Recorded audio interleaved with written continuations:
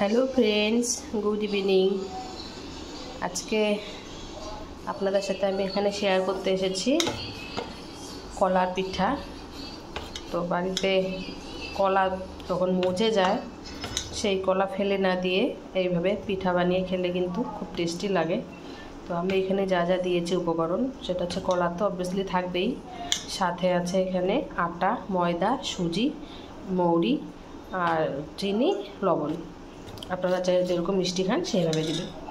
কড়াই তেল বসিয়ে দিয়েছি, গরম হয়েছে। আমি অলরেডি কিছু বড়া ভেজে নিয়েছি। এখানে পিঠে একটা ভেজে দেখাচ্ছি আপনাদেরকে। আপনারা চাইলে এখানে আপনারা সোডা দিতে পারেন, খাওয়ার সোডা, কিন্তু আমি দিইনি। কলার পিঠে তো আমি কিন্তু এটা মেখে মোটামুটি আধা ঘন্টা রেখে দিয়েছি। তারপর কড়াই দিয়ে দিয়েছি। দেখুন কি সুন্দর ফুলে উঠছে। এটা সন্ধ্যায় চা দিয়ে স্ন্যাক্স হিসেবে খুব ভালো লাগবে খেতে। রান্না শেষ, বাই বাই।